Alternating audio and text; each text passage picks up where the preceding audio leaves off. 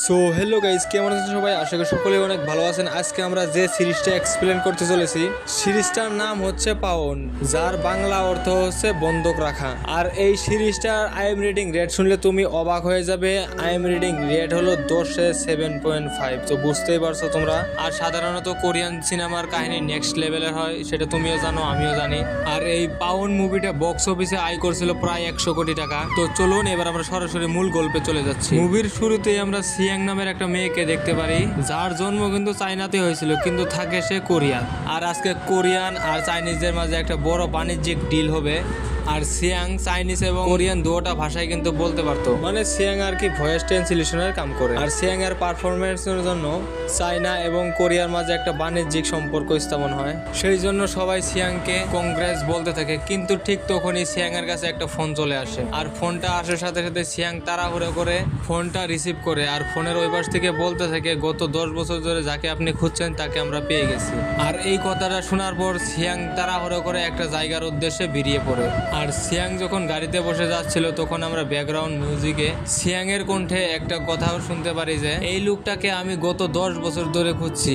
আর scene shift হয়ে ঘটনাটা 27 বছর আগে চলে যায়। তো এখানে আমরা দুজন লোককে দেখতে পাই, একজনের নাম হচ্ছে পল আর একজনের নাম হচ্ছে জং। তো পল এখানে বস আর জং হচ্ছে তার অ্যাসিস্ট্যান্ট। তো তারা দুজন আসলে একটা বেসরকারি কোম্পানিতে কাজ করে, যেখানে আর কি লোন প্রদান করা হয়। তো যারা আর কি লোন সময় মতো প্রদান করতে না পারে, তাদেরকে জোর জবরদস্তি করে এরা দুজন টাকা পয়সা কেড়ে নেয়। আর আজকে তারা এসেছে মুনা নামের একটা মহিলাকে খুঁজতে। তারা দুজন অনেক খোঁজে, কিন্তু মুনা নামের মহিলাকে কোথাও দেখতে পায় না। আর হতাশ হয়ে যখন তারা ফিরে যাচ্ছিল, তখনই তারা দুজন মুনা নামের মহিলাকে দেখতে পায়। আর তার সাথে একটা মেয়েকে দেখতে পায়, যার নাম সিয়াং ছিল। আর এটা সেই পিচকি সিয়াং, যে আর কি বর্তমান ভয়েস ট্রান্সলেশনের কাম করে।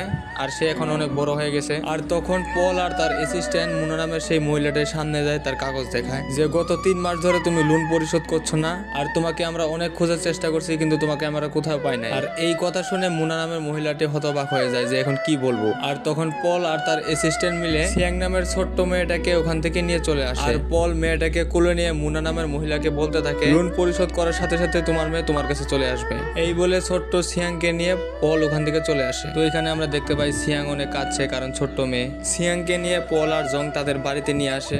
আর পল সিয়াংকে বলতে থাকে, তোমার মা টাকা দিলে তোমাকে আমরা ছেড়ে দিব। আর পল আর জং সিয়াংকে পাউন বলে ডাকে, মানে বন্ধক আর কি। আর এই জন্য এই সিনেমাটার নাম হচ্ছে পাউন। তো রাতের বেলা খাওয়ার টেবিলে জং পলকে বলতে থাকে যে, মেয়েটাকে নিয়ে আসে আমরা কিন্তু ঠিক কামটা করি নেই, তার মা চাইলে কিন্তু আমাদের নামে কেসও করতে পারে। আর অন্যদিকে সিয়াং এর মাকে দেখা যায় সে টাকা জোগাড়ের কারণে আপ্রাণ চেষ্টা করছে, কিন্তু তার জন্মস্থান হচ্ছে চাইনিজ আর কোরিয়াতে সে নতুন।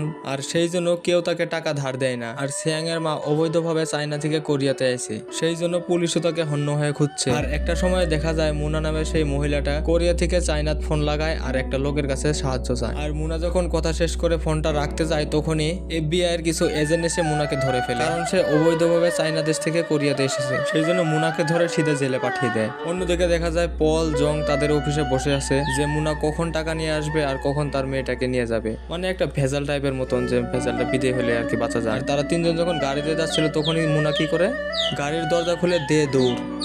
পিছনে পল আর জং তাকে খোঁজার চেষ্টা করে, কিন্তু অনেক খোঁজাখুঁজির পরেও সিয়াংকে দেখতে পায় না তারা। আর সিয়াংকে দেখি আমরা রাতে সে পালিয়ে তার বাসায় চলে এসেছে। আর বাসার দরজা খুলে সে তো অবাক, কারণ তার মা বাসাতে ছিল না।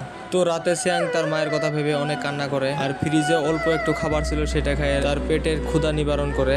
আর পরের দিন পলেরা যখন মুনার খোঁজ করে, তখন FBI এর এজেন্ট থেকে জানতে পারে যে মুনা চায়না দেশ থেকে অবৈধভাবে কোরিয়াতে এসেছে, সেই জন্য তাকে জেলে বন্দি করা হয়েছে। আর অফিসারটা পলকে বলতে থাকে যে, এই মহিলাটা কালকে থেকে তার বাচ্চার জন্য কাঁদতেই আছে। আর এই কথা শোনার পর পলও তো অবাক হয়ে যায় যে মেয়েটা আমাদের কাছেও নেই। আর পল যখন মুনার সাথে কথা বলতে যায়, তখন মুনা বলে যে, আমার মেয়ে কেমন আছে। তখন পল বলে, আপনার মেয়ে আমার কাছে অনেক ভালো আছে। আর তখন মুনা একটা কাগজের নাম্বার পলের দিকে এগিয়ে দেয়, আর বলে যে, কালকে এই নাম্বারে কল করলে তুমি সমস্ত টাকা পেয়ে যাবে। আর পরের দিন সিয়াংকে দেখে সে সারাটা দিন নানা জায়গায় তার মাকে খুঁজে বেড়াচ্ছে। আসলে আমরা তো জানি যে তার মা আসলে জেলে আছে। আর রাতের বেলা সিয়াং যখন বাড়িতে ফিরছিল, ঠিক তখনই রাস্তার কিছু মাতালের নজর সিয়াং এর উপরে পড়ে। আর মাতালটা যখন সিয়াং এর সাথে জোর জবরদস্তি করতে যাচ্ছিল, ঠিক তখনই পল এসে সিয়াংকে বাঁচিয়ে নেয়। আর সিয়াং তো এখানে কাউকে ছিল না, শুধুমাত্র পল ছাড়া। আর এখানে পলও অনেক খুশি যে ফাইনালি ছোট্ট মেয়েটাকে আমরা উদ্ধার করতে সক্ষম হয়েছি। সেই জন্য সিয়াং কি করে পলের সাথে চলে যায়। তো